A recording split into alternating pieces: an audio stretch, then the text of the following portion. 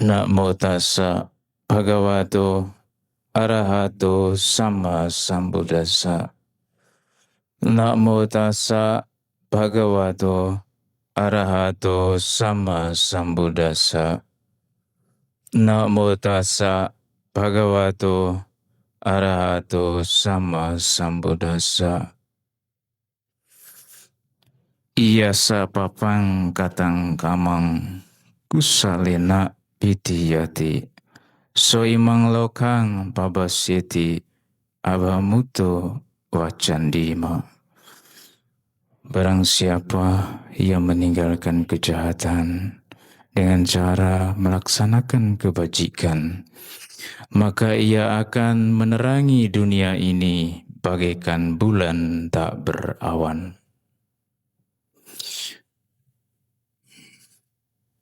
Ya, Bapak Ibu, saudara-saudari yang berbahagia,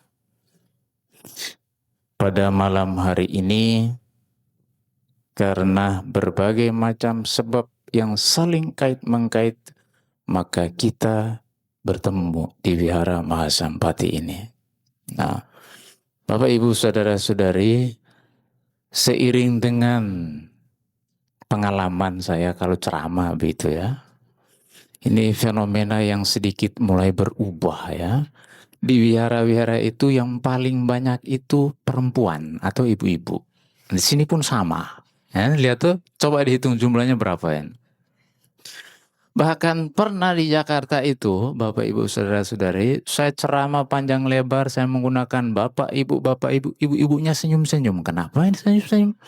Begitu saya lihat, loh tidak ada bapak-bapak. Pantasannya ibu-ibunya senyum, begitu saya sebut Bapak, ibunya senyum.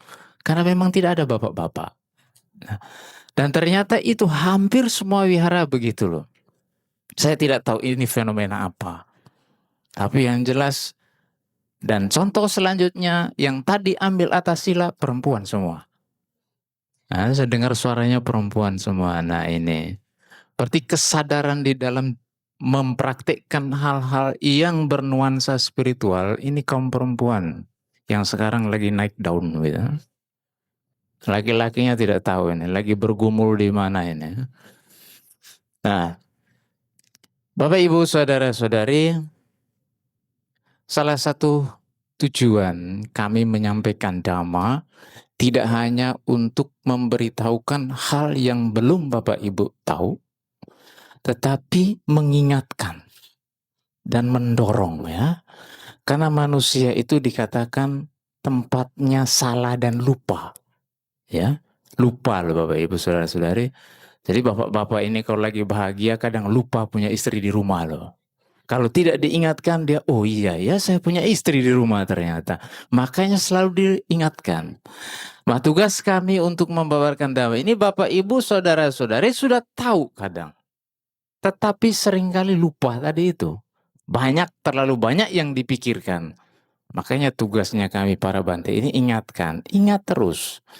Jadi kalau walaupun sebulan pendalaman dhamma ini Bapak mendengar kok materinya itu lagi, jangan bosan. Ya, karena Sang Buddha sendiri pun di dalam khotbah beliau mengulang semuanya itu sampai 3 kali. Tidak ada beliau ceramah itu 1 kali, 2 kali. Makanya banyak yang mengeluh, saya kok baca Cipitaka bosan ya, garing. Ulang lagi, ulang lagi. Padahal dari sekian halaman itu bedanya cuma 1 kata coba. Jadi pertama, demikianlah yang telah saya dengar begini terus. Nah sampai halaman terakhir sama bedanya cuma 1 kata, dibuka halaman berikutnya bedanya cuma 1 kata itu tadi. Lah kok panjang amat begini ya, kurang kerjaan amat ini. Tapi beliau guru agung kita ini tahu betul karakter manusia. Ya, manusia ini. Cobalah tes saja, tadi yang kita meditasi tadi. Berapa lama Bapak Ibu mempertahankan kesadaran pada nafas? Sepersekian detik saya yakin itu. Ya. Apalagi ada bunyi sedikit. Apalagi yang HP-nya bunyi tadi. Sudah diumumkan tadi. Masih juga bunyi HP-nya. Ribut sendiri coba. Nah inilah apa namanya fenomena manusia. Nah Bapak Ibu Saudara-saudari. pada malam hari ini, walaupun materi yang saya sampaikan Bapak Ibu sudah sering mendengar, tetapi anggaplah ini sebagai suatu peneguhan, mengingat dan meneguhkan kembali. Sehingga dengan demikian, praktik dhamma kita ini semakin menambah berkembang, gitu ya. Nah, Bapak Ibu saudara-saudari, rupa-rupanya momen sebulan pendalaman dhamma ini hampir sama dengan di umat Nasrani itu ada masa puasa. Ya, jadi 1 bulan loh mereka itu puasa. Saya juga tahu kemarin beberapa hari yang lalu itu ada sepupu saya telepon sore-sore, dia telepon. Dia bilang, sudah makan belum? Makan. Mana ada biku makan malam? Loh, kamu udah makan? Tidak makan saya. Puasa. Kok bisa ya? Saya juga lagi berpuasa ini. Tapi kok gagal terus ya? Setiap kali saya dari rumah mau tidak makan gitu ya. Sampai di sekolah lihat anak-anak makan itu. Cemilan gitu. Lah kok saya jadi lapar ya katanya. Nah, kamu puasa makan berapa kali? Saya bilang saya makan 1 kali. Loh, kok bisa ya? Ya bisa. Nah, Bapak Ibu saudara-saudari, ada semacam fenomena lagi bahwa sekarang ini memang dunia ini, bumi ini membutuhkan kebajikan ya. Kemajuan teknologi justru tidak menggiring manusia menuju kepada penyempurnaan spiritual, tetapi manusia makin jauh dari hakikat dirinya. Nah, Bapak Ibu saudara-saudari, maka dengan demikian banyak sekali persoalan yang terjadi. Nah, pada kesempatan malam hari ini, apa yang mau saya sampaikan terkait tentang 4 hal, di mana 4 hal ini dikhotbahkan oleh Sang Buddha kepada Bapak Anathapindika di Wihara Jetavana. Ya. Siapa Bapak Anathapindika? Beliau ini orang yang kaya raya, ya. Seorang bisnismen ya kalau sekarang ya, bisnismen ini. Apa saja maksudnya soal perbuatan baik, apalagi kalau masalah bardana, nah ini orang kalau kita ukur zaman sekarang ini orang gila. Kok bisa beli tanah disusun emas, itu kan orang gila tuh namanya. Tapi itulah ketika seseorang sudah punya keyakinan yang kuat kepada tiratana, maka mau model apapun dia akan berkorban.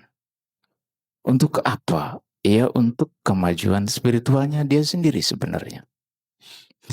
Nah, Bapak Ibu saudara-saudari, Bapak Anathapindika ini manusia sibuk tentunya, tetapi satu hal yang beliau tidak lupa, setiap hari beliau rajin ke wihara. Setiap hari, coba.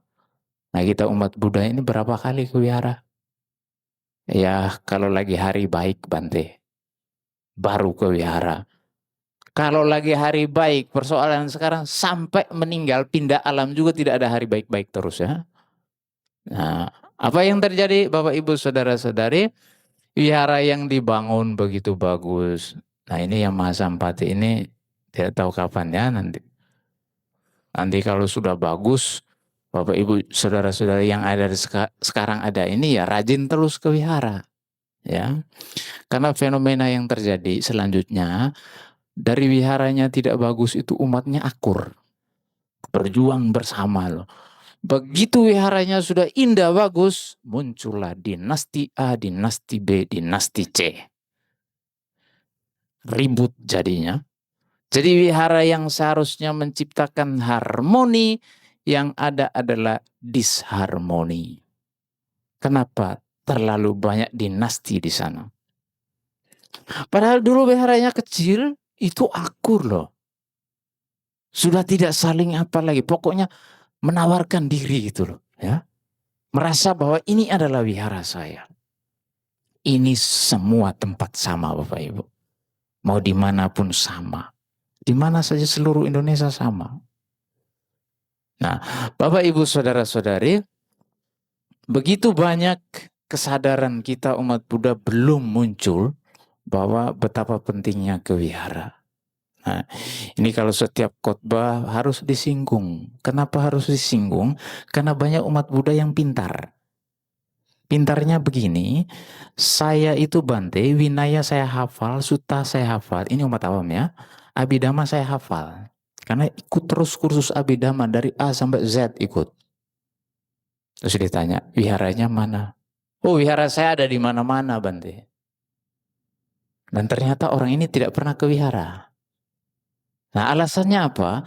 Karena menurut saya Bante, di dalam Winaya Sutta Abhidhamma, Sang Buddha tidak pernah mengatakan kita harus ke wihara. Nah, yang beginian kalau didoktrin ke yang lain, sampai anaknya pun tidak pernah diajak ke wihara juga. Jadi begitu dia meninggal, umat Buddha bingung, mau disembayangkan ala apa ini? Karena anak-anaknya sudah pada pindah semua. Nah, hasil akhirnya apa Bapak Ibu Saudara-saudari? Wihara ya hanya bangunan itu. Kadang itu saya datang ke wihara itu kasihan Bapak Ibu. Kasihannya bagaimana? Kalau di sini ya memang setiap hari ada kegiatan jadi suasananya itu hidup. Ada wihara yang datang baru umatnya bersihkan sarang laba-laba itu loh. Ya. Oh, ini menunjukkan kalau bantainya datang baru dia ada puja bakti. Sebelumnya tidak ada. Ya. Jadi terasa sekali Bapak Ibu bisa merasakan di mana wihara yang sering ada aktivitas. Entah meditasi, entah baca parita, atau entah kegiatan dhamma kelas. Dengan yang tidak sama sekali. Tidak usah wihara lah, rumah. Rumah yang tidak pernah ditinggali dengan rumah yang ditinggali. Beda tidak? Nah ini Bapak Ibu Saudara-saudara. Nah, kesadaran untuk ke wihara ini belum tumbuh, ini disebabkan oleh beberapa faktor. Faktor yang pertama karena yang bersangkutan belum menemukan. Istilahnya kalau di umat muslim itu dia belum dapat hidayah. Ya. Semoga Anda mendapat hidayah. Dulu saya pikir apa hidayah ini? Itu semacam sentuhan gitu ya. Nah, yang umat Buddha yang belum pernah belum bisa ke wihara ini karena belum dapat hidayah gitu. Saya tidak tahu istilah palingnya apa ini ya, konteks ini. Nah, sehingga jarang muncul. Nah, kemudian yang kedua, faktor eksternal ini biasanya disebabkan karena orang tersebut tidak menemukan kenyamanan karena tidak diciptakan nyaman oleh ya pengurus lah, oleh umat lah. Ya. Jadi kan biasanya ini pendatang. Ini pengalaman saya dulu Bapak Ibu Saudara-saudari. Saya itu kalau melihat agama Buddhanya ini dari covernya saja, sudah dari dulu saya tidak mau belajar Dhamma. Kenapa? Karena begitu datang ke wihara umat Buddhanya cuek-cuek semua. Hah? Cuek semua. Tidak kenal loh kalau ini umat baru. Tidak usah yang baru datang. Masuk puja bakti sebelahnya ini loh, tidak kenal juga. Ya, kenapa? Karena kita kan umat Buddha melihat ke dalam Bante. Jadi begitu masuk sudah ke dalam, ke dalam, ke dalam, ke dalam.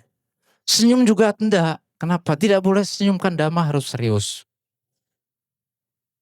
Jadi begini terus. Patung jadi. Jadi yang sebelahnya ini umat baru atau tidak mau urusan. Apa yang terjadi? Orang mau datang belajar Dhamma tidak tertarik lagi. Ngapain saya ke wihara? Cuek-cuek begitu. Nah pengalaman saya cerita. 2 jam saya duduk di depan gerbang wihara. Kenapa? Saya dianggap orang gila. Begitu saya datang, saya sapa orangnya kabur. Saya sapa lagi dia kabur lagi. Waduh, kok begini ya? Saya pertama sempat hopeless gitu ya. Tapi saya pikir-pikir yang saya cari ini kan damanya Sang Buddha. Bukan orang-orang ini.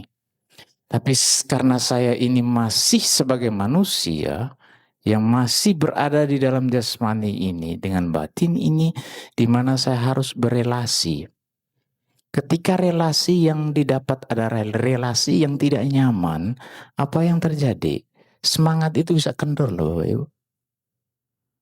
Nah, waktu itu kemudian apa? Ada teman saya datang, saya tidak kenal nih. Belum saya sebut teman ya, orang asing lah. Karena kan kami sama-sama asing.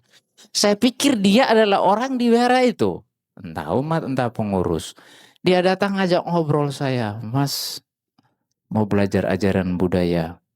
Iya, saya juga. Oh, kamu tamu juga ya? Iya, saya juga tamu. Belum diterima juga? Belum.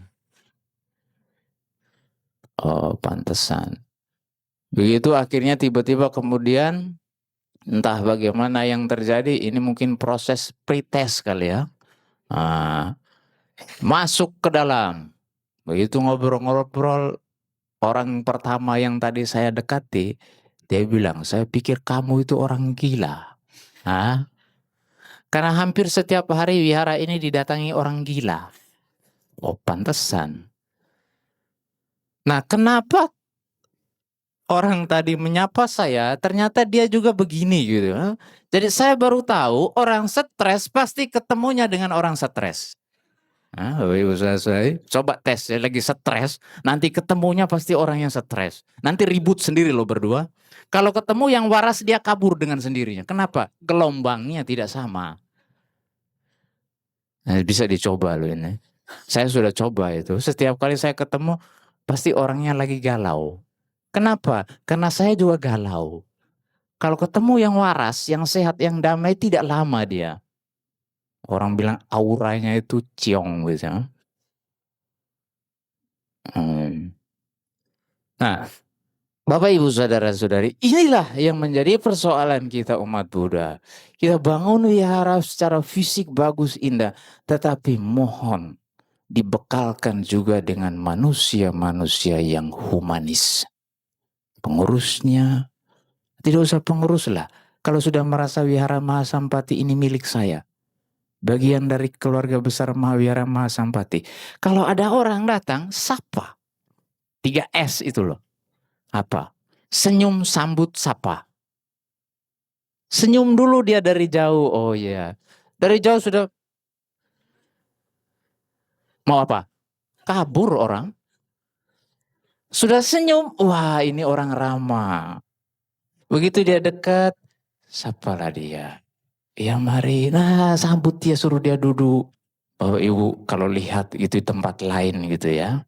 Saya kan dulu melalang buana kemana-mana gitu. Terakhir saya putuskan jadi Buddhis gitu kan. Walaupun fenomenanya seperti tadi. Jadi saya itu dalam pencarian, suatu kesempatan saya dibawa ke suatu tempat ya, tempat ibadah begitu, tidak usah sebut ya, nanti repot urusannya. Jadi duduk, begitu datang, itu sudah dipepetkan itu. Mas dari mana? Namanya, oh, Mas namanya siapa? Saya perkenalkan nama. Duduk sini dulu, duduk. Itu 2 orang dikawal. Gitu. Tulis nomornya, nomor HP-nya berapa, alamatnya di mana, gimana. Kok bisa datang ke sini ya? Ada ketertarikan apa? Diwawancara habis-habisan. Ini upacara puja bakti sudah mulai. Ayo Mas masuk, digiring masuk, dipersiapkan duduk bener-bener kita sudah kayak bos waktu itu. Begitu duduk, ada yang mau ditanyakan seandainya kalau ada pengkhotbah. Dia tugasnya untuk menjelaskan apa yang disampaikan pengkhotbah. Nah ini nih. Apakah orang ini dibayar? Tidak sekali. Kenapa? Karena kekuatan keyakinan. Besoknya kalau Bapak Ibu tidak datang lagi, dia telepon. Dia sudah punya ini loh data. Mau kabur kemana kamu? Aduh saya sibuk ini. Oh ya baik. Minggu depan telepon lagi. Saya lagi sakit. Oh ya sakit ya. Baiklah, dia akan siapkan timnya untuk datang ke rumah. Disembayangi, disiram pakai air di rumah. Mau kabur kemana? Makanya militansi iman mereka begitu kuat. Kenapa? Karena mereka menggunakan sentuhan manusiawi, bukan sentuhan patung. Ya, Bapak Ibu. Bapak Ibu saudara-saudari, dengan demikian orang seperti ini dia mau nyaman dong. Sekarang tidak usahlah bicara dhamma tinggi-tinggi. Kalau orang di sebelah kamu merenggut mukanya, senang atau tidak? Tidak senang. Apalagi sendirian kayak orang hilang datang. Cuek semua. Ini kesaksian yang kedua. Ini mau saya cerita lagi. Terakhir saya pergi ke sebuah pulau. Pokoknya pulau namanya Sulawesi. Tidak usah sebut nama kotanya. Ya, pokoknya di sana ada sebuah cerita. Jadi setelah saya selesai isi Dhammatalk waktu itu, seorang perempuan datang ke saya. Ya, Bante, saya ini masih simpatisan agama Buddha. Loh kok bisa? Karena pacar saya agama Buddha. Oh, saya senang tuh. Kenapa? Jarang loh umat Buddha yang bisa menggait pasangannya, bisa ikut kegiatan keagamaan Buddhanya loh. Itu bisa dihitung jari. Kalaupun dia bisa dapat, pasti yang perempuan ini agamanya ya asal-asalan. Ya, kalau laki-laki ya agamanya ya begitu-begitu ya. Kalau tidak, pasti dia itu lagi galau. Ya. Nah, orang ini berasal dari garis keras loh. Dia cerita saya banyak tentang ayat Injilnya, dia semua dia tahu. Saya bukan orang yang asal beragama, Bante. Nah, sekarang saya mau ketemu Bante, saya mau curhat. Oh ya, silakan. Jadi saya kemudian mulai tertarik dengan ajaran Buddha. Selain karena memang saya sangat mencintai pacar saya, wah, romantis. Tetapi satu hal saya mulai tertarik, ini ajaran Buddha kok bagus ya.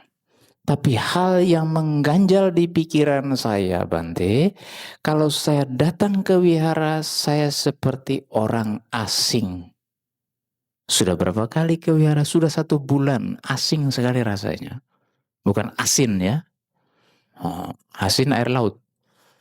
Nah, datang, bagaimana asingnya? Begitu datang, itu orangnya cuek semua tadi loh. Nah, cuek, urusan lah gitu kan. Dia sapa juga, ya, gitu kan. Tahu sendiri lah orang cuek bagaimana sih. Masuk disuruh pisah coba. Dia kan sama pacarnya tah. Laki-laki sendiri, perempuan sendiri. Bingung lagi dia. Begitu duduk disodorin baca parita. Parita itu, setiap biru kan. Aduh, baca apa ini begininya? Sudah bacanya fals lagi kan. Ya, satu mana suara sopran, tenor, altonya tidak ada sama sekali. Ya, satu timur, satu barat, satu selatan. Pertama-tama saya dengar juga kuping saya panas loh itu. Nggak ada seninya sama sekali ya. Jujur ini ya. Terus begitu proses terjadi baca parita, saya pikir nanti mungkin kan meditasi. Saya lebih bisa menemukan kekusukan dalam beribadah. Kusuk ya. Ternyata pada saat meditasi saya lihat kok pada mainan HP semua gitu kan. Jadi sampai terakhir upacara saya tidak menemukan apa-apa. Untuk apa saya ke wihara? Tidak ada. Makanya saya penasaran kok Bante bisa ya mengikuti proses ini ya. Apa alasan Bante sampai bisa jadi biku dari yang bukan Buddhis jadi umat Buddha dengan fenomena seperti ini kok bisa jadi biku? Apa yang saya bilang waktu itu ke perempuan itu? Saya bilang, kalau saya lihat ajaran Buddha ini kulitnya, pembungkusnya, maka sudah lama saya kabur. Ya, kita fair sajalah. Apa yang bisa diinikan? Kalau tidak ada suatu sentuhan manusiawi tadi ya, humanis tadi. Ada keceriaan. Tidak ada sama. Oke, kalau pada saat meditasi ya memang. Masa meditasi mau nyanyi-nyanyi kan tidak. Meditasi ya diam. Tapi ketika orang itu yang mau belajar, nah ini perlu diperhitungkan Bapak Ibu. Tidak semua orang yang datang ke wihara itu semuanya mau duduk diam. Dia pasti punya permasalahan-permasalahan. Nah, untuk itu ketika perubahan sudah mulai gencar, maka kita pun bagaimana harus bisa memanage wihara kita supaya bisa berkembang. Menyesuaikan. Kalau bisa di wihara itu ada konselingnya. Ya, bisa. Jadi kalau dulu saya tidak pernah membayangkan saya itu bisa menjadi konselor dadakan loh. Tidak ada sekolahnya konseling. Begitu jadi biku, semua umat datang mencari Bante. Ada yang nangis, ada yang marah-marah, ada yang jengkel, banting-banting meja. Itu di depan loh itu. Nah kalau saya sendiri tidak paham tentang ilmu itu, ya bisa hancur saya. Hancur dalam arti gini, batinnya itu. Awal-awal dulu saya tidak paham Bapak Ibu. Jadi orang datang curhat begitu yang laki-laki. Jangan jangan pikir yang menangis itu cuma perempuan loh. Laki-laki datang curhat menangis loh. Saya akhirnya ikut ikut apa ya? Orang Jawa bilang berambang. Apa? Air matanya itu butir-butir di sini gitu, ya, berkaca-kaca gitu. Karena baru pertama kali ini saya melihat laki-laki menangis karena curhat. Nah, dan ini bapak-bapak yang gagah perkasa. Aduh, oh ya bisa ternyata ya. Nah, malamnya saya tidak bisa tidur Bapak Ibu. Saya pikir apa solusinya terhadap masalah jungkir bolak-balik bolak-balik. Kalau caranya begini lama-lama saya bisa stres ya ini ya. Karena saya orangnya serius kalau dalam hal menghadapi suatu masalah gitu kan. Karena saking kasihan belas kasihannya itu ya. Nah, akhirnya lama-lama wah ini cara saya harus saya ubah ini. Kalau saya diibaratkan seperti tong sampah, nah pantatnya tong sampah ini harus dilubangi. Kalau tidak dia penuh. Ha? Jadi begitu dia datang plong lari. Dia datang plong lari. Jadi saya malam tidur enak. Karena setiap orang yang datang curhat sebenarnya mereka tidak butuh solusi. Mereka hanya membutuh pendengar. Di tengah kehidupan modern yang serba mau ngomong, mau cerita curhat sana sini, omong sini, walaupun mulutnya diam, tapi tangannya yang ngomong. Butuh yang namanya deep and compassionate listener. Pendengar yang sangat mendalam dengan penuh cinta kasih. Ya, coba dari pasangannya, siapa yang bisa menerapkan deep and compassionate listening ini? Istrinya satu, suaminya bisa dua ngomongnya. Kalau tiga terbalikannya. Makanya kenapa rumah tangga ribut terus? Karena apa? Karena krisis mendengar secara mendalam. Mendengarnya asal saja. Kenapa? Asik dengan dunianya sendiri. Nah, Bapak Ibu Saudara-saudari, untuk itu di dalam pengembangan dhamma, salah satu tempat yang layak yaitu wihara. Wihara bangun sudah bagus ya. Ini sudah mulai berkembang di mana-mana loh wihara. Dari Aceh sampai Papua sudah ada. Bahkan di tempat saya ini, di Nusa Tenggara Timur, ini sebentar lagi mau dibangun wihara juga. Wihara pertama di sana. Ya, secara fisik memang kita umat Buddha sekarang semangatnya sudah luar biasa. Dan supportnya ini didapat dari semua umat Buddha di seluruh Indonesia. Ya, nanggung ini, nanggung. Jadi kalau soal berbuat baik yang berdana begini, kita umat Buddha tidak ada masalah gitu ya. Yang lain bawa kotak ke rumah-rumah begitu, kita umat Buddha tidak perlu. Cukup di broadcast. Nah, besok 1 M masuk. Nah, itu saya juga kaget cepat sekali ini dananya masuk. Nah ini luar biasa umat Buddha. Nah, namun Bapak Ibu Saudara-saudari harus juga dibarengan dengan regenerasi manusianya harus dibina dengan baik. Jadi sederhananya kalau saya pikir di Mahasampati ini sudah terbiasa gitu ya.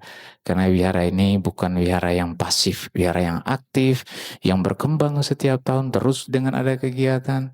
Jadi ketika umat baru itu kita tahu ini umat baru ini. Nah, jangan diabaikan, dibimbing orang seperti ini.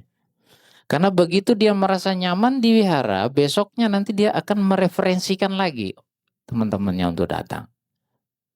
Kenapa? Karena orang di rumah stres, mau ke wihara. Wihara dicuekin, tambah stres lagi. Nah, jadi kalau ketika di wihara disediakan tempat yang layak dalam arti nyaman gitu ya. Bukan bangunannya tapi orang-orangnya. Wihara yang pengurusnya akur dengan pengurusnya tidak akur juga kerasa loh. Ini pasti pengurusnya pada ribut melulu ya, beneran. Jadi begitu selesai pengurus si A curhat. Selesai pergi B curhat. Curhatnya saling mempertahankan pendapatnya masing-masing. Nah ini repot kalau begini. Umat Buddha sudah sedikit, masih dipecah-pecah oleh sekte, sudah sekte di dalam wiharanya masih pecah lagi, kan? Nah, Bapak Ibu Saudara-saudari, ini menjadi perhatian kita bersama apabila kita mempunyai kepedulian terhadap kemajuan umat Buddha di Indonesia. Nah, Bapak Ibu Saudara-saudari, apa 4 hal yang disampaikan oleh Sang Buddha kepada Bapak Anathapindika pada saat itu? Yaitu ini Bapak Ibu. Semua manusia itu menginginkan yang namanya panjang usia, sehat. Kemudian yang kedua, memperoleh kekayaan dengan cara yang benar. Kemudian yang ketiga, kalau meninggal nama baiknya dikenang sebagai orang baik. Kemudian yang keempat, kalau mati masuk surga. Itu sederhananya begitu ya. Kalau meninggal dia lahir di alam surga atau alam bahagia. Nah, dari 4 hal ini tidak semua orang itu bisa memperoleh. Ingin ya ingin. Ya. Semua orang menginginkan ini. Tetapi realita, fakta mengatakan tidak semua orang mempunyai kesempatan untuk memperoleh itu. Ketika itu Bapak Anathapindika bertanya kepada Sang Buddha, kenapa Bante? Alasannya orang tidak bisa memperoleh ini. Apakah karena dia salah dalam berdoa? Atau salah dalam bernamaskara? Atau salah dalam baca parita? Bukan itu semua. Tetapi mereka tidak tahu caranya. Nah, cara yang diuraikan ini karena Bapak Ibu kalau buka kitab suci yang namanya bagian Anggutara Nikaya, di situ kelompok berpoin ya. Jadi ada poin 1, poin 2 sampai 11 kalau tidak salah itu. Nah, ini poin yang keempat. Ya, itu banyak sekali khotbahnya nih, yang keempat. Nah, 4 hal ini untuk bisa memperoleh 4 hal ini harus memiliki 4 syarat juga. Ya, karena kalau kita berbicara dhamma Bapak Ibu Saudara-saudari, Sang Buddha selalu mengibaratkan dhamma ini adalah rakit. Nah, kalau zaman dulu sudah ada pesawat, mungkin Sang Buddha mengumpamakan pesawat kali ya. Atau kalau zaman dulu perahu kapal, mungkin Sang Buddha mengibaratkan kapal. Karena zaman dulu itu orang pergian pakai rakit, maka beliau menggunakan perumpamaan rakit. Kalau sekarang ya kita bisa pakai perumpamaan kapal. Dari Sumatera ke Jawa naik kapal, lebih cepat lagi naik pesawat. Jadi kalau fenomena kemarin ada pesawat sering jatuh itu ya, ada umat tanya, Bante kok bisa ya dia meninggal karena kecelakaan pesawat? Bapak mau tahu alasan kenapa dia bisa meninggal kecelakaan pesawat? Iya Bante, kenapa ya? Ya karena dia naik pesawat. Kalau dia tidak naik pesawat, di mana bisa dia mati kan? Nah, jadi di kitab suci tidak ada yang meninggal karena kecelakaan pesawat. Kenapa? Zaman Sang Buddha belum ada pesawat. Nah, jadi segala macam hal itu, teks itu berbicara, itu sesuai dengan lingkungan atau budaya setempat, Bapak Ibu. Banyak orang yang kemudian berantem, bunuh-bunuhan. Kenapa? Karena mereka memahami naskah kitab suci itu lurus-lurus. Misalkan, bunuhlah babi gitu kan. Dia ambil parang, dia bunuh babi. Padahal yang dimaksud adalah bunuh sifat kebabian yang ada di dalam diri kita. Apa sifat babi? Males. Ngorok sukanya. Habis makan bukannya kerja, tidur. Atau sifat-sifat yang lainnya. Semua penuh dengan simbol. Bapak Ibu Saudara-saudari. Nah, tidak dhamma sendiri Sang Buddha mengumpamakan seperti rakit. Jadi kita bisa bayangkan. Saya pikir semua sudah tahu lah rakit itu yang mana. Kalau tidak bisa berpikir tentang rakit, berpikirlah tentang kapal. Ya, kapal bisa seberangkan. Nah, fungsi daripada rakit atau kapal ini menyeberangkan orang dari satu daratan menuju ke daratan yang lain. Daratan yang gegana, ya, gelisah, galau, merana, menuju ke daratan yang bahagia. Jadi gegana itu saya tidak tahu sekarang sudah trennya sudah habis. Si waktu dulu saya jadi samanera itu ditugaskan di Lombok, Bapak Ibu. Di samping kuti saya itu warung. Setiap sore jam 3 putar musiknya Cita Citata.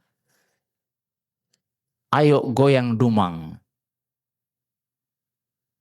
Jadi saya itu sampai hafal syairnya itu. Bukan karena saya mau menghafal, tapi karena setiap hari dimasukin terus. Jam 3 sore, pertamanya saya tidak apa-apa itu. Lama-lama kok kepala saya goyang ya. Ikut irama musiknya. Baru saya tahu, oh gegana, gelisah, galau, merana. Solusinya goyang dumang. Waduh, hancur semuanya begini. Nah, Bapak Ibu Saudara-saudari, damai ini berfungsi untuk membantu kita untuk menyeberangkan kita dari penderitaan tadi.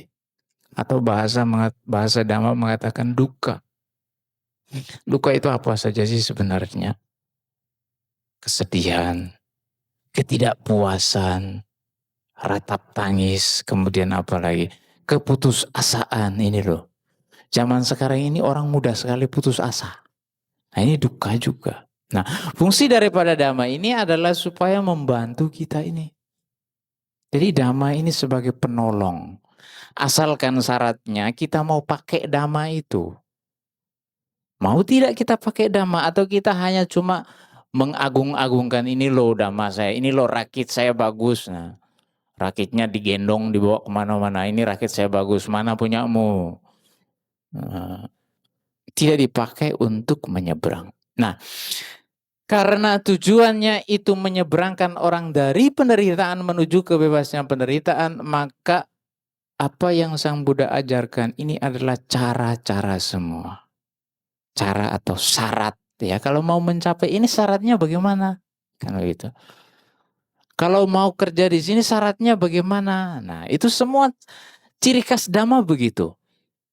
Tidak ada yang disuruh kamu harus percaya ya, kamu harus ikut, kalau tidak ikut kamu mati masuk neraka. Tidak ada. Nah, Bapak Ibu Saudara-saudari, untuk memperoleh 4 hal tersebut, maka ada 4 hal yang harus dipenuhi. Ini bukan hal yang baru sebenarnya. Bapak Ibu sudah sering mendengar. Yang pertama adalah memiliki kemantapan di dalam keyakinan. Nah ini loh. Keyakinan ini penting karena setiap usaha yang mau kita capai harus ada keyakinan dulu. Tapi bukan percaya membuta gitu ya, gitu yakin. Keyakinan yang tumbuh. Nah, apa yang disampaikan karena keyakinan ini bermacam-macam maksudnya. Nah, Sang Buddha menyampaikan di sini bahwa keyakinan yang mendasar itu yakin bahwa Pertapa Gautama telah mencapai Buddha, mencapai kebudaan. Nah, ini nanti saya jelaskan apa manfaatnya. Apa manfaatnya kita percaya bahwa Sang Buddha itu sudah Pertapa Gautama itu sudah menjadi Buddha? Apa inputnya buat kita? Apa masukannya buat kita? Nah, Bapak Ibu Saudara-saudari, ketika kita meyakini Guru Agung kita sebagai seorang Buddha, sebagai manusia yang telah tercerahkan, maka kita menjadikan beliau sebagai idola hidup kita. Ya, Bapak Ibu kalau mengidolakan dukun ya, atau paranormal yang tidak jelas asal usulnya, Bapak Ibu tersesat. Ya, tidak hanya cuma materi yang jadi korban, nyawa jadi korban. Nah, ketika kita meyakini Pertapa Gautama sebagai guru agung kita, maka kita mengidolakan beliau.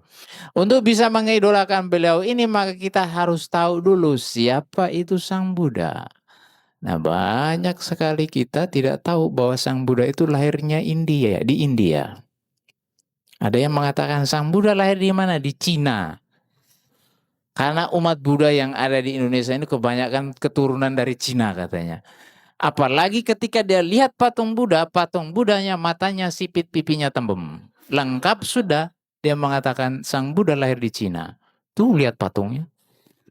Sini bukannya, ini Thailand, Sang Buddha lahir di Thailand. Nah, pengetahuan untuk mengerti betul, selain itu kita juga bisa mengerti bahwa Sang Buddha sendiri adalah manusia yang sama seperti kita. Ini paling penting Bapak Ibu.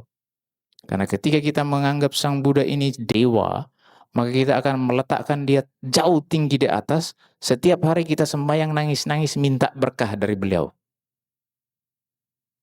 Nah, begitu kita melihat Sang Buddha ini sebagai manusia sama seperti kita, bahkan beliau mengatakan, engkau bisa seperti saya. Nah, berarti apa? Kita menjadi manusia yang sesungguhnya. Manusia yang menjadi tuan bagi dirinya, bukan manusia yang menjadi hamba. Nah ini. Dan tidak ada ilmu yang beliau sembunyikan oleh guru agung kita. Ya. Silakan Anda mau berguru sampai kapan, sampai mana. Mau sama dengan saya, silakan. Gitu loh Sang Buddha seolah-olah mengatakan.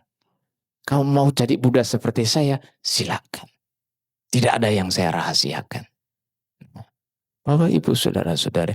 Karena secara sosok, secara fisikal kita tidak bisa berjumpa dengan Sang Buddha.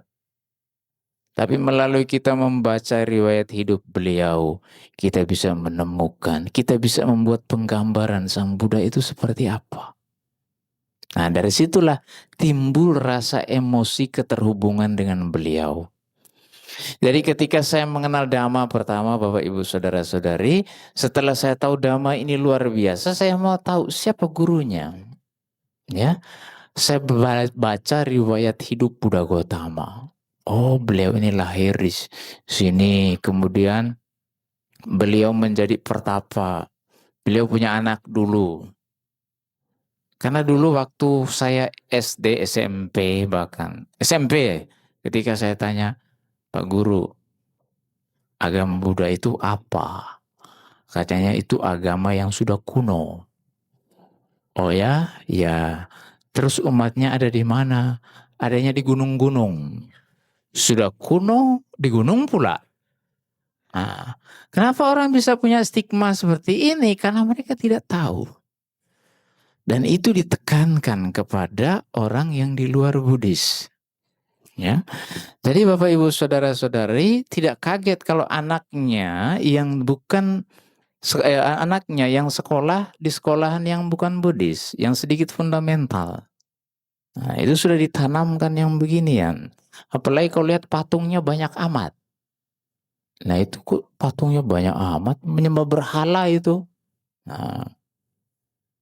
Nah, seperti ini kemudian tertanam gitu ya Bapak Ibu. Akhirnya saya sampai mau SMA, tamat SMA, baru saya paham betul agama Buddha. Melalui perjuangan yang panjang begitu ya. Jadi ketika saya membaca Majjhima Nikaya, Sang Buddha mengatakan ada 4 cara melaksanakan, ada 4 cara melaksanakan segala sesuatu. Maksudnya dalam praktik Dhamma. Nah, ada orang yang di dalam praktik Dhammanya itu, di dalam belajar Dhamma itu, dia bisa mengeluarkan keringat, air mata, bahkan darah sekalipun bercucuran hanya untuk apa? Praktik Dhamma. Nah, ini saya sendiri alami itu Bapak Ibu. Jadi di dalam perjalanan, kenapa ini bisa begini? Ya karena keserakahan besar, kebenciannya besar, kebodohan batin tebal. Ya, beda dengan orang, ada yang tipis jadi gampang. Makanya Bapak Ibu kalau baca suta begitu kok cuma Sang Buddha dengar khotbah langsung arahat. Lah kok enak amat ya? Begitu lagi nyapu-nyapu langsung arahat. Nah, Bapak Ibu kita tidak tahu latar belakang mereka sebelumnya, bagaimana mereka kenal Dhamma. Bagaimana perjuangan mereka, praktik mereka.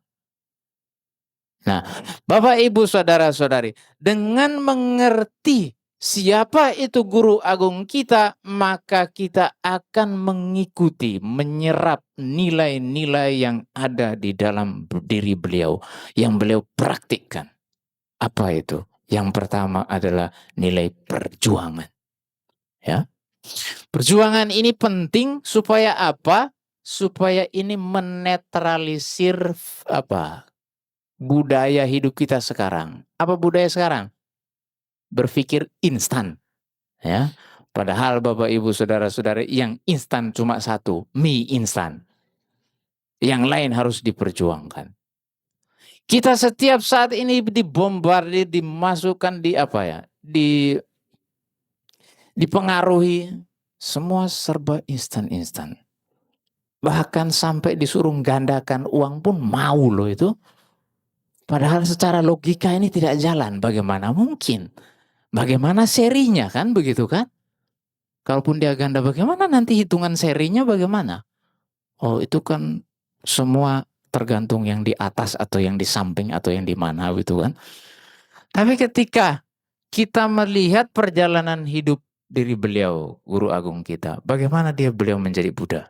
Apakah tiba-tiba duduk kemudian ada sabda dari langit, hai Pertapa Gotama, kamu jadi Buddha? Tidak. Nah ada yang berpikir sang Buddha itu jadi Buddha itu duduk-duduk kemudian pencerahan jatuh, seling cerah terang begitu ya.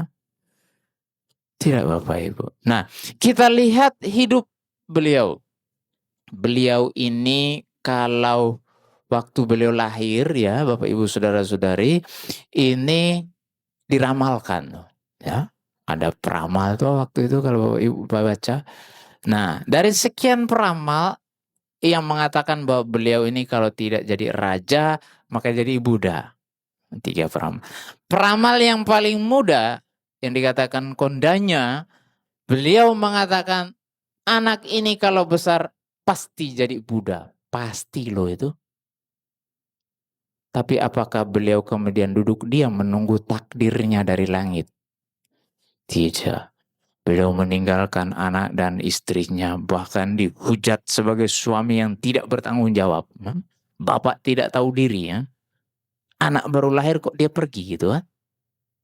Beliau berkorban semuanya. Apalagi kita-kita ini yang lahir diramalkan gelap ini. Sampai tukang ramalnya habis lahir dibawa ke tukang ramal. Tukang ramalnya membisu, bingung dia mau ngomong apa ini. Mau gelap takut salah gitu kan. Kita yang lahir tidak diramalkan apa-apa berarti perjuangan kita harus lebih besar. Itu loh Bapak Ibu. Jadi kalau ada yang menawarkan yang instan-instan itu cukup berkaca di guru agung kita. Tuh dia sudah diramal jadi Buddha loh. Tapi dia harus menderita 6 tahun. Bohong semua itu. Yang diramal yang instan-instan itu tidak sesuai. Nah, Bapak Ibu Saudara-saudari, ada perjuangan. Kemudian apa lagi? Di tengah perjuangan ini kita butuh yang namanya kesabaran. Banyak orang begitu semangat ya. Semangatnya itu kalau tidak dibarengi dengan sabar, semangatnya putus, bubar semua. Semangat nih jadi pengurus wihara ini ya. Semangat sekali, apa saja dilakukan. Lama-lama kendor semangatnya. Kenapa? Diomongin terus sama orang. Wah sombong, wah segala macam. Itu cari muka, lain sebagainya kan. Omongan begitu. Akhirnya dia mulai, buat apa ini? Selesailah. Akhirnya tidak mau lagi ya. Nah harus dibarengi dengan sabar Bapak Ibu Saudara. Nah di tengah kehidupan kita sekarang yang serba cepat. Ini diuji sabar ini sebenarnya. Ya. Kalau zaman dulu orang tua, zaman dulu gitu kan mereka sabar. Kenapa? Karena semuanya itu harus benar-benar mereka perjuangkan. Misalkan mau ke mana? Mau ke tempat manapun juga harus jalan kaki. Jalan kakinya itu bisa 10 jam gitu ya. Nah sekarang mau beli apa? Beli bumbu di sebelah yang jaraknya cuma 5 meter pakai sepeda motor coba. Nah, maunya cepat. Nah itu ternyata mempengaruhi mental kita loh Bapak Ibu. Nah, sehingga kita menjadi orang yang tidak sabar. Tidak sabar dalam apa? Tidak sabar dalam menunggu proses. Ya, itu diibaratkan seperti petani dia tanam padi, tidak mungkin dia paksa, ayo padi cepat kamu berbuah. Fenomena karma baik pun seperti itu. Ya. Saat kita menanam karma itu dia tidak langsung berbuah. Nanti masih ada lagi yang namanya rumput-rumput liar yang menggoda. Nah itu seperti kita sudah berbuat baik, diomongin orang.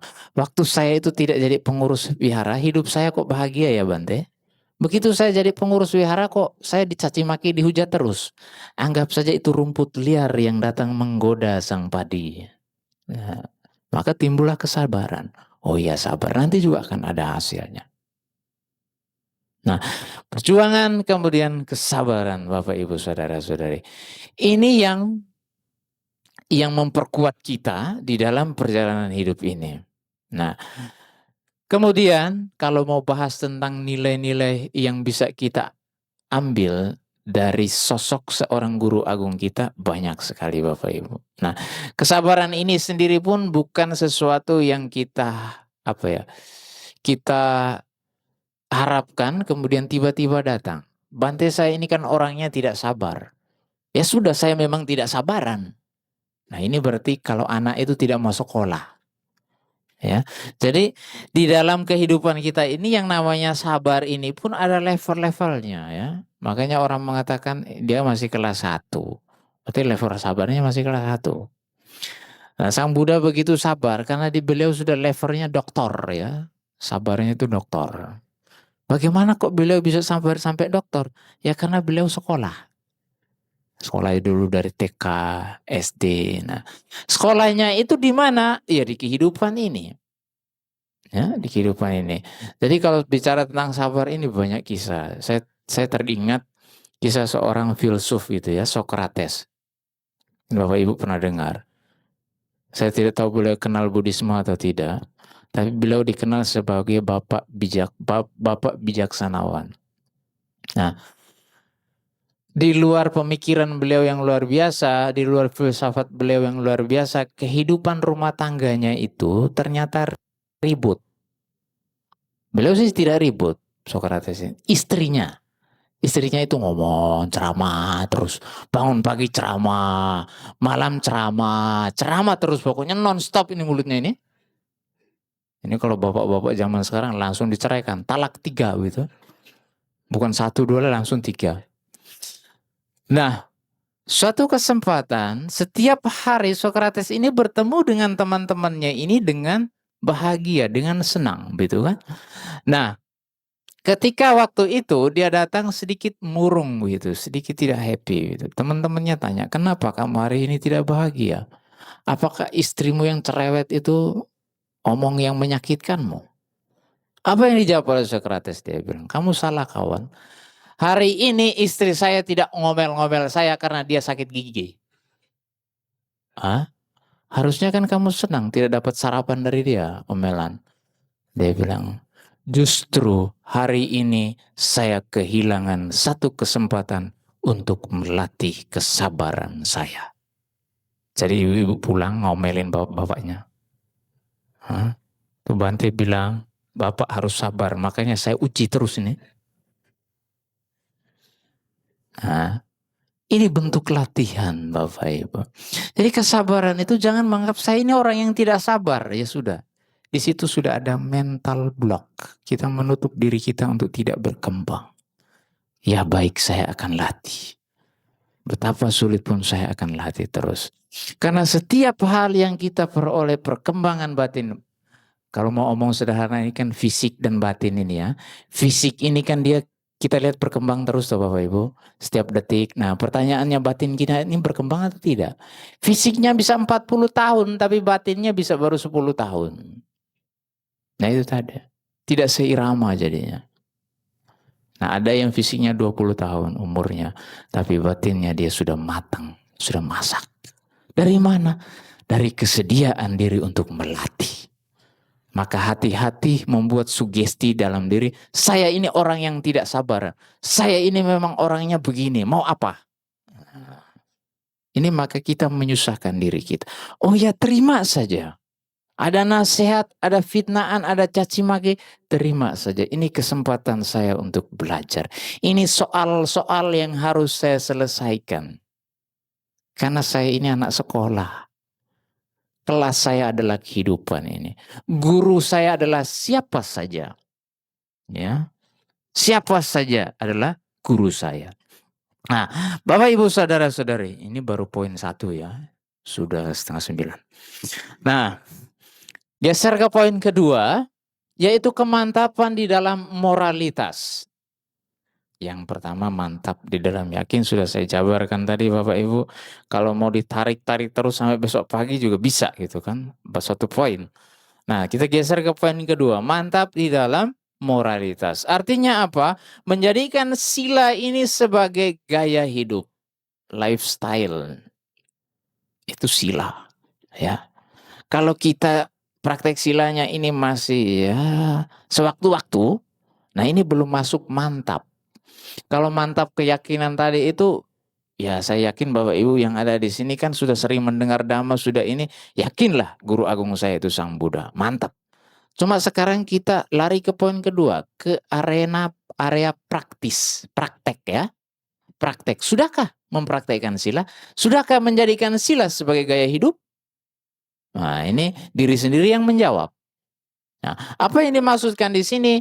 Setiap misalkan tadi ada uposata praktek 5 sila. Tidak usah disuruh jangan membunuh. Memang saya sudah tidak suka membunuh, ya. Tetapi dikatakan apa? Saya sih tidak membunuh makhluk hidup, tapi saya suka membunuh hati orang lain katanya. Nah, ini repot juga ini ya. Nah, Bapak Ibu Saudara-saudari, terkait sila sebagai gaya hidup ini, saya mau cerita lagi ini ya. Tidak apa-apa ya.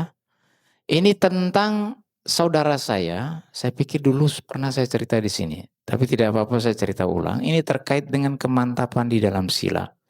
Jadi ketika saya menjadi seorang Buddhis, ini juga perjuangan saya tidak gampang untuk meyakinkan orang tua saya.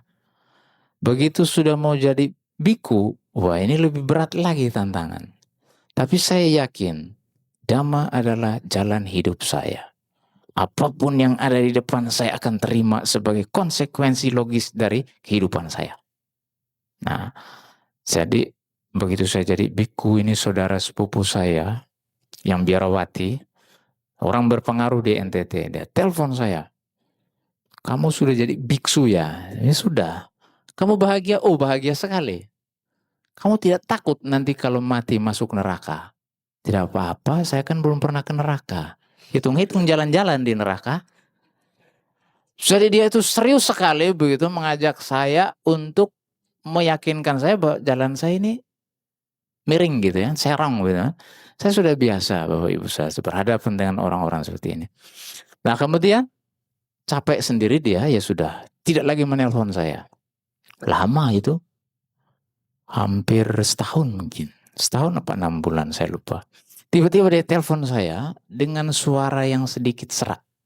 Suaranya agak hilang waktu itu. Dia bilang, "Adik, tolong saya." Tolong. Apa yang bisa saya tolong ini? Bukankah kamu berpikir saya salah jalan? Kok minta tolong ke orang yang salah jalan ya? Tapi saya tidak berpikir demikian. Saya merasa bahwa ini kesempatan saya untuk memberikan bukti nyata Dhamma. Ya, tak? Kadang kita berbicara teori toh, orang tidak bisa terima. Kalau kita berbicara bukti dan orang itu merasakan sendiri, itu tidak akan hilang. Tidak butuh lagi kitab suci ayat sekian, pasal sekian di doktrin, tidak perlu lagi. Hanya itu saja. Nah, waktu itu akhirnya dia cerita, begini adik. Tapi saya panggil kamu apa?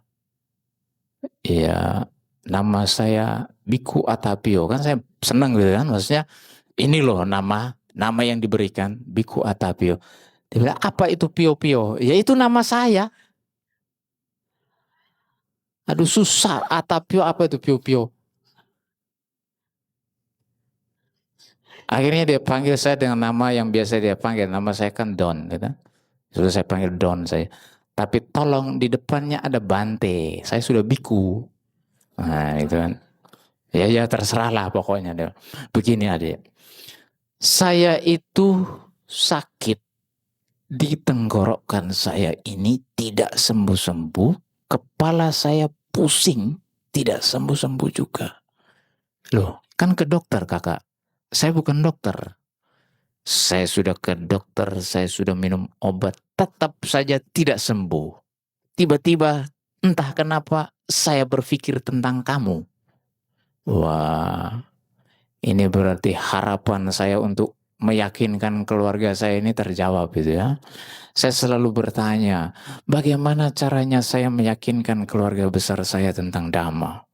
Saya tidak memaksa mereka untuk menjadi umat Buddha, tetapi minimal mereka bisa terima saya. Saya selalu bertanya begitu. Tanya kepada siapa? Ya kepada alam semesta. Saya tidak tahu jawabannya datang kapan. Ternyata ini jawabannya. Nah, apa yang dilakukan selanjutnya? Saya bilang, lalu kenapa kakak konsultasi ke saya? Nah itu dia, saya mau tanya, kamu itu kan biksu? Ya. Siapa tahu waktu kamu meditasi, kamu terawang lihat saya. Waduh, pikirnya saya dukun apa ya. Nah, saya kemudian berpikir Bapak Ibu Saudara-saudari, saya tidak akan menyingkirkan kesempatan ini. Ini kesempatan emas. Saya juga memang tidak tahu apa yang terjadi dengan dia, tetapi saya punya standar. Saya menggunakan logika hukum karma. Apalagi saya tahu kebiasaan beliau sedikit-sedikit.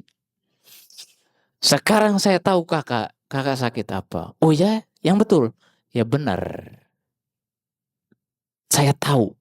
Nah, ayo kasih tahu, tunggu sebentar. Ya, membuat suasana sedikit tusuk gitu ya. Sudah jangan lama-lama, saya mau tahu.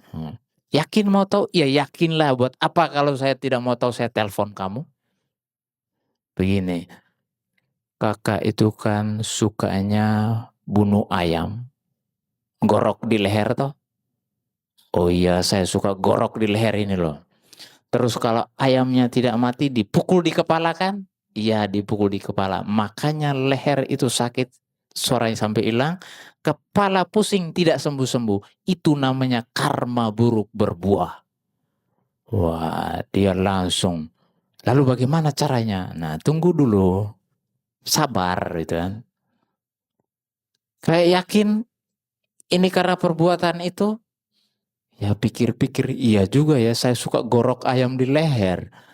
Kayaknya betul juga, saya pukul kepala. Oh benar juga. Nah, mau sembuh? Ya maulah. Nah, bagaimana caranya? Tunggu sebentar, diam dulu sebentar.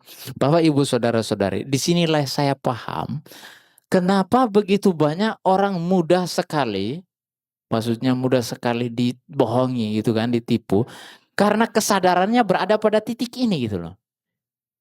Ya, kenapa Dimas Kanjeng taat pribadi muridnya banyak amat?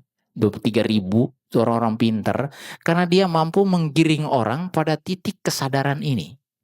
Dan kakak saya itu kalau saya suruh dia terjun juga dia mau terjun loh itu. Atau saya suruh kamu harus menyiapkan sekian-sekian, dia pasti mau. Tapi karena saya biku, saya membimbing orang ke jalan yang benar gitu. Nah, akhirnya saya bilang begini, baik kakak, ada hal yang harus kakak lakukan. Siap? Siap.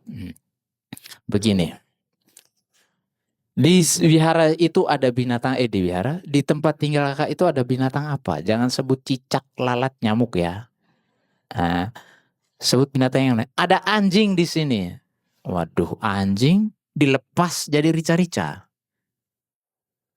Maksud saya mau ngajak dia function. Nah, so yang lain apa? Adanya ayam. Aduh, sama juga nasibnya. Ayam lepas jadi ayam goreng. Apalagi? Ada lele di sini kata. Nah ini lele ini. Lele berapa banyak?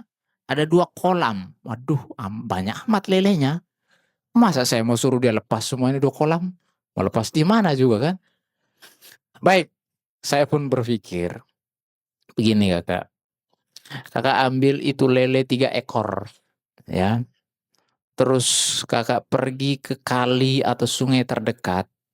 Sebelum matahari terbit. Sudah bangun. Jadi dengarkan baik-baik. Ini dia sudah mulai mendengarkan saya loh. Padahal dia biasanya akan menganggap saya siapa sih itu kan. Kali ini karena butuh. Mau tidak mau gitu ya. Akhirnya saya menyuruh beliau begini. Bangun pagi, ambil lele 3 ekor sebelum matahari terbit. Sebenarnya alasan saya matahari terbit itu supaya apa? Supaya orang bangun pagi itu kan segar toh. Sebelum matahari kalau sudah naik mulai malas. Sebelumnya itu seger. Jalan kaki ke sungai terdekat tanpa alas kaki. Maksud saya biar terapi. Dia berpikir ini ritual yang harus dilakukan. Nah, 3 ekor ya, iya 3. Nah dalam pikiran saya kan Tiratana atau Buddha Dhamma Sangha. Menurut dia ya Bapa Putra Roh Kudus, tidak apa-apa. Jalan ke kali terdekat, sampai di kali, nah ini dengar baik-baik, ada mantra yang harus diucapkan. Dia bilang mantra apa, jangan susah-susah. Dengerin baik-baik. Jadi setelah lepas 1 ekor, ucapkan mantra berikut ini. Nah, sudah siap? Sudah dari tadi siap katanya. Mantranya begini. Saya bertekad untuk tidak membunuh lagi. Setelah itu dia bilang mantranya gampang amat.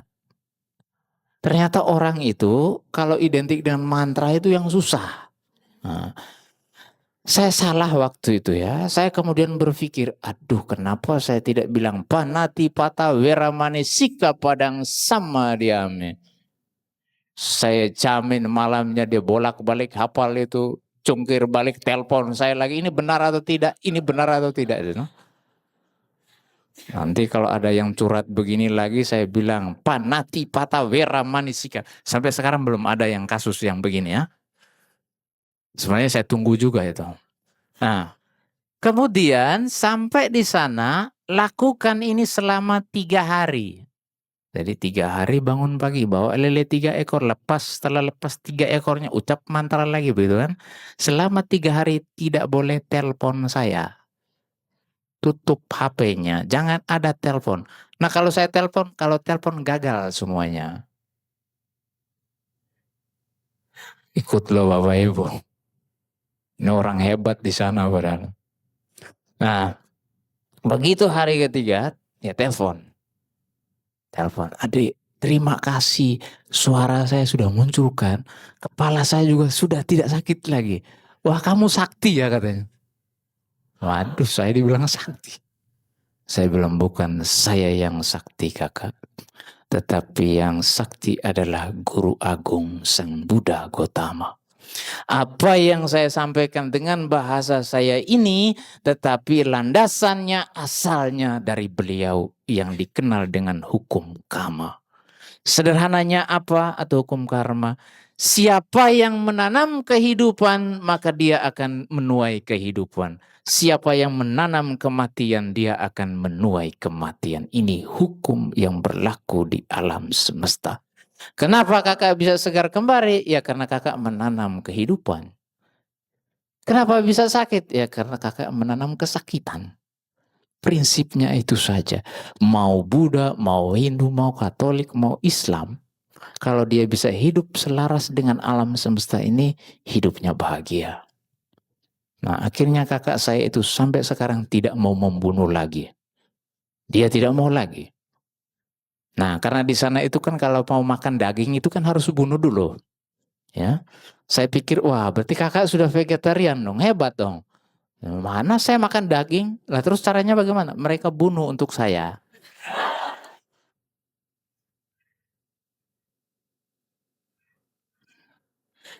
Nah, Bapak Ibu saudara-saudari, ini adalah contoh sederhana ketika kita mampu mempraktikkan ini baru sila pertama. Ini bisa kita nikmati kehidupan sekarang.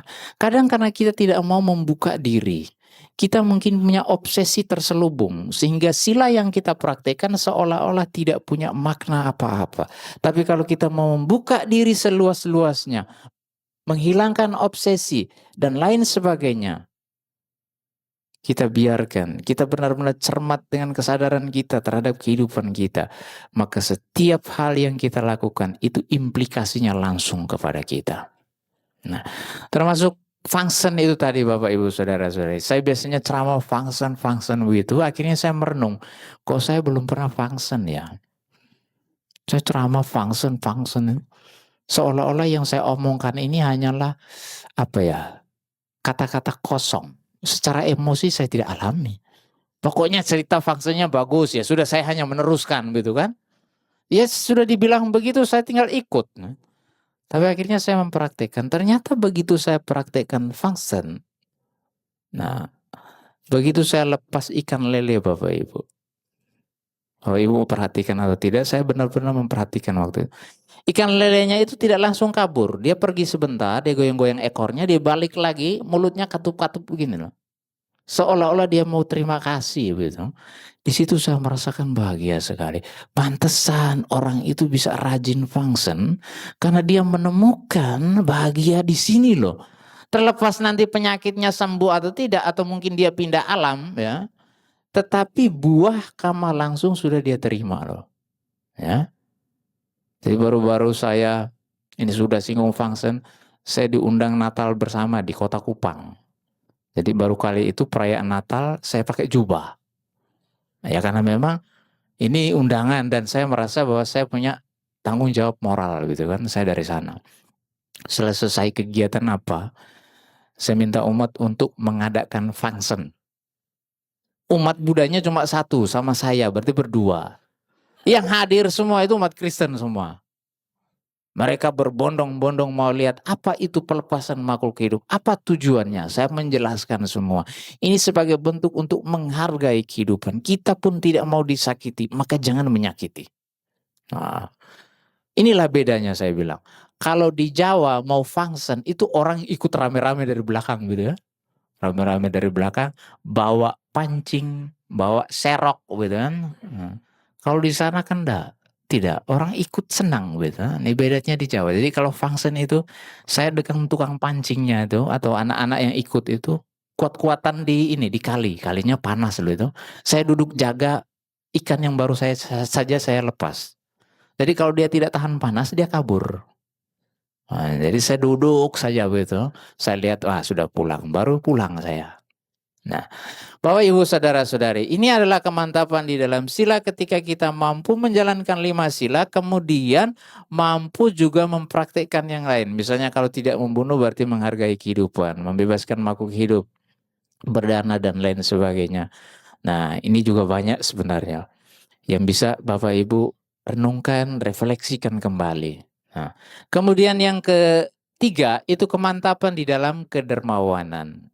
Jadi kita mantap di dalam dermawanan berarti Bapak Ibu saudara-saudari kita menjadikan diri kita karakter sebagai orang yang apa? Yang senang memberi, senang berbagi, ya. Jadi kalau waktu memberi dan membagi ini pikiran kalkulasinya macam-macam, nah itu berarti belum masuk karakter kita. Nah lalu bagaimana caranya? Harus dibiasakan. Begitu sudah ngasih uang ke sana, mikir lagi. Waduh, ngapain ya tadi saya kasih dia? Nah ini bahaya. Makanya dikatakan itu kilesa. Bagaimana kilesa ini bisa dibersihkan? Harus dipraktikkan terus. Tapi kan nanti kilesanya muncul lagi Bante. Ya, tidak apa-apa. Ini dia sedang harus kita hadapi. Hanya karena kita berpikir takut kotoran batin, nanti sajalah, kan kilesanya lagi muncul ini. Sampai meninggal kita tidak bisa berbuat baik. Kenapa? Kalah dengan kilesa itu sebenarnya. Lalu bagaimana caranya? Kita hadapi. Hantem itu. Maksudnya kita lewati itu. Nanti lama-lama terbiasa. Nah, Bapak Ibu saudara-saudari, dan yang keempat yaitu adalah kemantapan di dalam kebijaksanaan. Apa kemantapan di dalam kebijaksanaan ini? Ketika kita mampu membedakan mana yang baik, mana yang buruk. Ini yang sederhana bijaksana. Apa yang disebut dengan baik dan buruk? Sang Buddha mengajak kita untuk merenung. Apa yang disebut buruk itu adalah ketika engkau melakukan menyakiti makhluk lain, menyakiti dirimu sendiri, atau menyakiti dua-duanya. Nah ini disebut dengan buruk. Kalau baik, itu tidak menyakiti. Ya, jadi segala sesuatu yang kita anggap sebagai buruk itu adalah efek yang dihasilkan. Ya, ini menyakiti atau tidak, menyusahkan atau tidak. Nah seperti itu.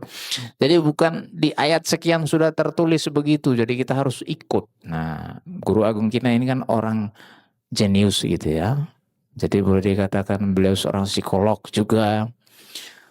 Beliau tentu saya seorang suciwan. Nah, Nah, belum mengerti dan juga seorang bijaksana. Orang bijaksana ini kan dia mengajak kita untuk berpikir, merenung, kemudian merasakan. Ya, kamu mau tidak disakiti? Tidak mau, jangan sakiti, itu saja. Apapun situasinya, ketika dorongan dari dalam diri kita ini untuk menyakiti dan kita melihat bahwa saya tidak mau disakiti, ya sudah berhenti. Nah, ini adalah kebijaksanaan awal. Nah, kebijaksanaan ini terus berkembang seiring dengan kita praktik Dhamma. Makanya Panya ini kan diperoleh melalui 3 ya Bapak Ibu. Ya. Di Medan ini kan sering ada Dhamma kelas gitu kan, pembahasan sutta. Nah, itu ada Sutta Mayapanya, Cinta Mayapanya, dan Bawana Mayapanya.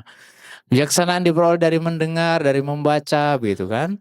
Kemudian kebijaksanaan diperoleh melalui merefleksikan pengalaman hidup, merenungkan, oh iya ya, oh ternyata begitu toh. Nah, ini kebijaksanaan yang kita peroleh dari merenung. Dan yang ketiga, kebijaksanaan dari kita peroleh dari bermeditasi.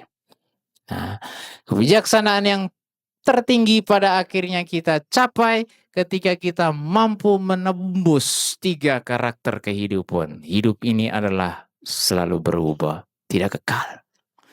Di dalam perubahan itu kalau kita genggam, kita pertahankan, maka yang ada adalah penderitaan. Dan kemudian di dalam proses semuanya itu tidak ada inti yang kekal abadi. Semua berubah. Nah, Bapak Ibu Saudara-saudari, dengan menembus kebijaksanaan demikian, maka selesai sudah perjalanan kita di lingkaran samsara ini. Maka dengan demikian selesai sudah tugas saya untuk menguraikan Dhamma 4 poin menuju kebahagiaan kesejahteraan hidup. Yaitu kemantapan dalam keyakinan, kemantapan di dalam moralitas, kemantapan di dalam kedermawanan, dan kemantapan di dalam kebijaksanaan. Dengan demikian, Bapak, Ibu, Saudara-saudari, hidup kita menjadi lebih bahagia. Karena kita hidup selaras dengan alam semesta ini. Semoga apa yang saya sampaikan menggugah Bapak, Ibu, Saudara-saudari, memperteguh keyakinan, dan menuntun kita pada praktek, dan pada akhirnya kita akan mencicipi buah-buah yang kita tanam. Sabesata Bhavantu Sukhitata, semoga semua makhluk hidup berbahagia.